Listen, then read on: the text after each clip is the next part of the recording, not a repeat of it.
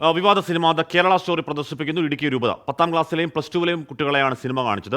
പ്രണയത്തെക്കുറിച്ചുള്ള ബോധവൽക്കരണത്തിന്റെ ഭാഗമായാണ് സിനിമാ പ്രദർശനമെന്നായിരുന്നു രൂപതയുടെ വിശദീകരണം. സിനിമ ആര് കാണിച്ചാലും അംഗീകരിക്കില്ലെന്ന് പ്രതിപക്ഷ നേതാവ് വ്യക്തമാക്കി.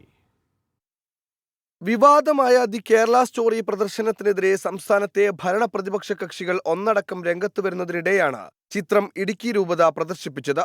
രൂപതയിലെ 10 മുതൽ പ്ലസ് 2 വരെയുള്ള വിദ്യാർത്ഥികൾക്ക് വേണ്ടിയായിരുന്നു പ്രദർശനം. പ്രണയത്തെക്കുറിച്ചുള്ള ബോധവൽക്കരണത്തിന്റെ ഭാഗമായിട്ടാണ് കുട്ടികളുടെ മുന്നിൽ സിനിമ പ്രദർശിപ്പിച്ചതെന്നാണ് രൂപതയുടെ വിശദീകരണം. ഈ പ്രണയക്കുരുക്കിൽ വീണു പോകാതിരിക്കാൻ വേണ്ടി ശ്രദ്ധിക്കേണ്ട കാര്യങ്ങളെ കുറിച്ചാണ്. അങ്ങനെ വീണു പോകരുത്, അപകടങ്ങൾ സംഭവിക്കരുത്. പെൺകുട്ടികളെ പ്രണയക്കുരുക്കിൽപ്പെടുത്തി തീവ്രവാദത്തിലേക്ക് നയിക്കുന്ന ലവ് ജിഹാദ് ഉണ്ട്. അതിൽ വർഗീയത കലർത്തുന്നതാണ് ആശയക്കുഴപ്പത്തിന് കാരണമെന്നാണ് ഇടുക്കി രൂപതയുടെ നിലപാട്.